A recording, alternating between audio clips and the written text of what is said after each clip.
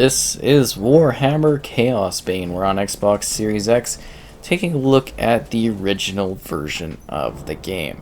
So there are two versions available. There's this version which launched on the One X, and then there's the Series X version. So that one basically bumped up the resolution and the performance to a degree. So what we're getting here is like 1080p 60 FPS target with auto HDR support, which, you know, isn't bad. It's an ARPG experience. It's about hack and slash, fighting with a couple different classes through a selection of different scenarios. It's decent. It's okay. I gave it a very middle of the road score. I didn't necessarily think it was fantastic. There were some hiccups here or there, but now there's some DLC and whatnot. And the reason we're checking out this older version of the game is I didn't think there was actually going to be an upgraded version of the game. I thought this was the same one that eventually just got optimized, but that doesn't seem to be the case. So we're playing this one. And secondly, partially because it's like a Games with Gold title. And I don't like mentioning that in the videos when I check things out, but I thought it would make sense to kind of explain why exactly we're taking a look at this particular version of the experience. And I don't also have the next-gen version. But yeah, you just fight a pile of enemies using a variety of different abilities, and you usually do this alone or with others. It's a lot more fun to do this in co-op. I think when I was reviewing it, I did it in co-op with some pals or some people online too, because it's a 4-player co-op game. So it's a lot better to play this with others than to just be by yourself playing this, you know. You kind of want to smash through your enemies as groups, and it's got a selection of different environments, from like a sewers to a sort of like a castle top area, obviously the snow here, you know, just a range of different places that you can kind of go and see these different characters that you have to fight. And there's like some bosses. I guess there's over 70 monsters in the bestiary. You can replay the game with expeditions, a boss run. You know, you can do the story with different characters, earn some more gear and whatnot. I guess it was the first hack and slash set in the Warhammer fantasy world. So if you find that interesting to any degree, I guess that's something to keep in mind too. And like I said, lots of different types of enemies to fight, and it's just kind of a grindy thing where you cut through folks. I think maybe one of my issues when I went and reread my actual like written review for this one, because I did do a video review as well back then, my main issues were kind of like, you know, some performance stuff, some hiccups here or there, the story elements, and the, you know, the campaign and whatnot. This guy is like really, really meaty. A little bit too meaty for me, to the point that I want to cut other people. I'm sorry, big monster thing, but I want to, you know, I want to see other people. I want to cut other folks. Oh yeah, I forgot this kind of thing where I grind through folks really fast, so this is kind of nice. But it seems like a lot of the performance type issues were fixed on this one. And I mean, you'd have to go and see the, well, the Series X version just to see if this one really can push that 4K 60 to the degree that this one's kind of... I mean, I don't think the console's being really pushed here, but there are a lot of enemies on the screen to the point that I'm going to die. Oh no! What will I do? But yeah, there's some different modes, dungeons, and things to fight in. Give up. It's always still a good idea to give up and show off a different area. And it's got matchmaking so that you can go and play with others. You know, you could do your regular gameplay. Oh, I think my main issue, and I forgot about this, I think they reset the skill tree. So that's actually a bit of an issue as well. Because I'm a level 41, I should have been able to munch through those guys like nothing. But yeah, it kind of sounds like they redid the skill tree before I started playing this, so I didn't really look into that too much because, you know, didn't think it would matter too much. But you can adjust your game. Private matches, public games, finding public games. I'm not really coming across too many people at the moment. I would imagine, again, when the Games with Gold happens, there'll be a temporary boost where there's more people that you can interact with and whatnot, which is kind of cool. You get these different camps every now and then to get stuff. I mean, this is gonna feel very, well, if you've played Diablo, it should feel similar to Diablo, right? Being an ARPG experience, and it's all right. I mean, you can play it quite a bit of it, and it's decent on the loading. Different locations to visit and whatnot. I don't know if I want to go here specifically. I'm trying to think of the tower street or tower-like region that you can visit, and to show off the different spots that you can visit, because there's lots of different things and different monsters you can fight too, right? Like, there's a lot going on here.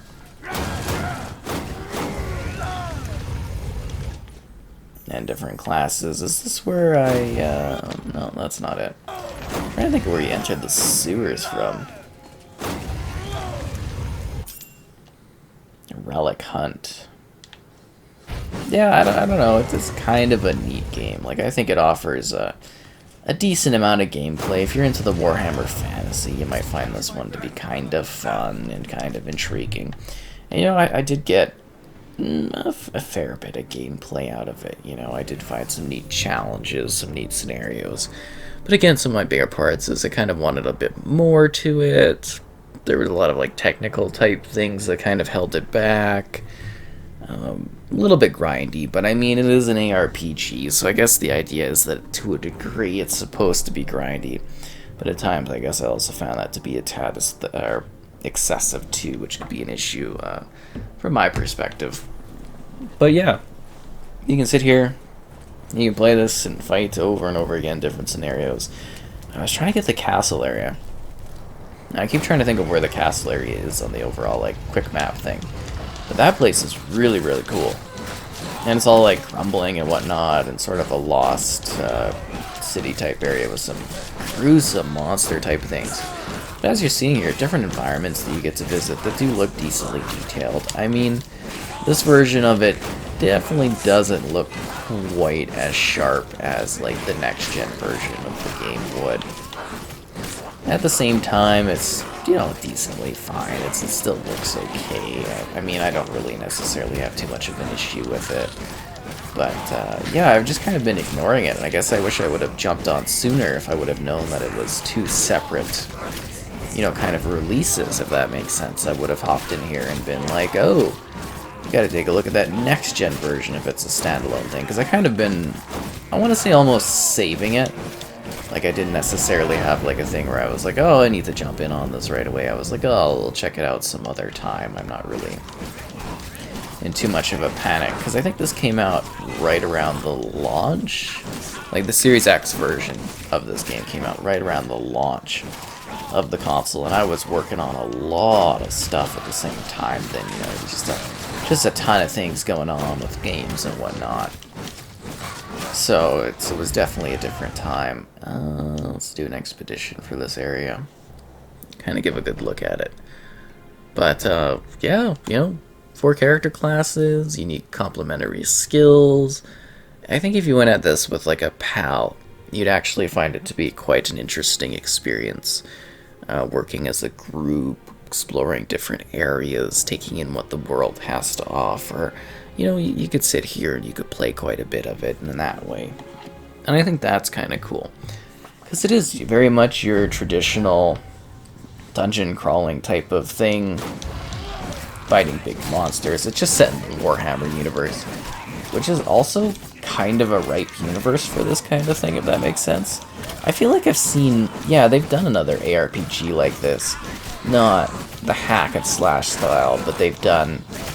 And I'm trying to... Inquisitors? I think it was the other one they did, which was an ARPG type thing.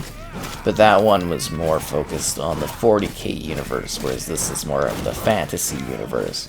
Which, if you're familiar with Warhammer, they're very different things, right? This is like a, well, fantasy set with monsters and whatnot. And 40k is like hardcore space marine type things. Looking for intense conflict in that. So this is similar, but again, it's very much its own sort of thing, which makes sense. But yeah, just kind of a cool experience to be back here and hacking and slashing my way to victory as I face off against these unique enemies again. Yeah, I just remember kind of like rushing through this and grinding to get my review done and whatnot back in the day, which was, well, it was kind of cool. I mean, it was neat. I think I was actually playing co-op with a buddy that was like really into the Warhammer type universes, where I'm just kind of like, oh, that's cool. I know, like, I don't really know much of the story stuff for Warhammer, although I am a little bit more well-versed in the 40k side of things, whereas the fantasy side of things, I'm kind of just like, not too sure what's going on in it, you know, a little bit more lost, as to say. Which is definitely interesting, for sure. Yeah, it's been so long, thinking of all the games and whatnot. But if you're looking for, like, I guess an alternative type option to, like, saying just playing Diablo over and over again, or the similar type games, you might find this one to be kind of intriguing, something a little bit different. Just keep in mind, it's very much a game where you're kind of just, you know, smashing through enemies, fighting foes, taking on bosses, finishing a variety of quests. It's very okay. It's alright. I actually might be a little bit more impressed, nowadays. I got an achievement for finishing a side quest. I did finish the story and everything. Huh. That's a bit odd. Almost embarrassing, to be honest, to the point I shouldn't have mentioned it, but it's the fact that it pops up, I'm like, huh, I really grinded this out. You gotta remember, when you're reviewing stuff, sometimes you just gotta, like, push through things and get them done, and that's just, like, the business, right? Huh, maybe we just never will actually completed side quests, so we just, like, worked through the main story thing. That could have been it. But yeah, it's alright. I think narrative-wise, too, is kind of, like, a little questionable. Because there's, like, this guy, and he dies, and there's this big thing that goes on, and it's like, they think you did it or something like that. And you're like, no, let me go out and blah, blah, blah. And then you head out and you fight all these enemies, and you fight all these monsters, and you figure out a big plot thing and whatnot. And yeah, it's like some big experience. And oh, I guess I should have also mentioned a pretty cool thing, that it's not just like online multiplayer, it's also like local player for 4 players. So for whatever reason you still play locally with your pals, this is an option for that, right? You know, that's a way you can enjoy what this game has to offer. I mean, I've been trying to show off a few different locations, so I hope I've given you like a little bit of a glimpse of the environment. I think another issue was that the environments aren't like random enough. So something that's really cool about, like, say, Diablo, or at least the modern ones, is that the places you visit are very much different each time you go through it, whereas this one, you fight through it, it's kind of like basically the exact same thing, right? Like, I hope that makes a bit more sense. Like, they do have varied locations with bits of detail and stuff, and lots of enemies. So I'll give up props there. They do offer a decent amount of content and whatnot for you to enjoy. So you can have fun with that, playing it with your buddies. But for me, I was just kind of like, you're sitting here doing this over and over again. And I remember so many like technical issues.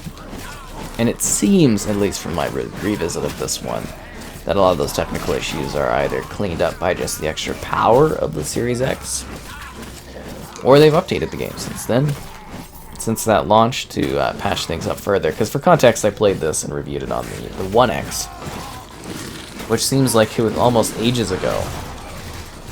You know, when I last actually, well, was reviewing things on the One X, or checking things out. I mean, it wasn't even a year ago at the point of doing the video, but, you know, it already feels so long away considering how many games I've, like, rechecked out on this platform to see what they're like.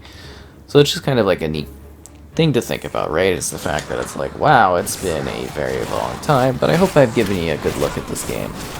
Giving you an idea of, you know, how it's running, what it's like, the types of things you can do in it, the grinding for enemy kills, and the fights, and the, you know, skill trees, the RPG elements, gathering different armor, fighting off hordes of monsters, whether they're monsters you've, you know, kind of faced in different scenarios, or if you're going to a town and facing off against something new.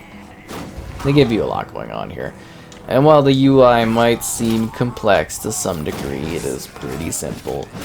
Range of abilities, very neatly tucked in the corner there. You get some special, like, holy divinity power and whatnot, and a quick map, so you can be like, hey, here's where I'm headed and what I'm doing. So that's kind of cool. Replay functions, co-op action for you and buddies, or you could just play it by yourself too if you want to. I mean, I think this type of game, though, much better if you have a group of friends to fight with. Otherwise, you're just sitting here grinding enemies by yourself, and that can make it a little bit difficult, right? You know, especially with the amount of enemies, depending on your difficulties and everything. It can be pretty hardcore for you to deal with, and it never hurts to have a pal or two along the way to help you on your quest for, I don't know, Chaosbane or greatness or something like that. You know, victory, winning, surviving. It's all the same in this intense Warhammer universe.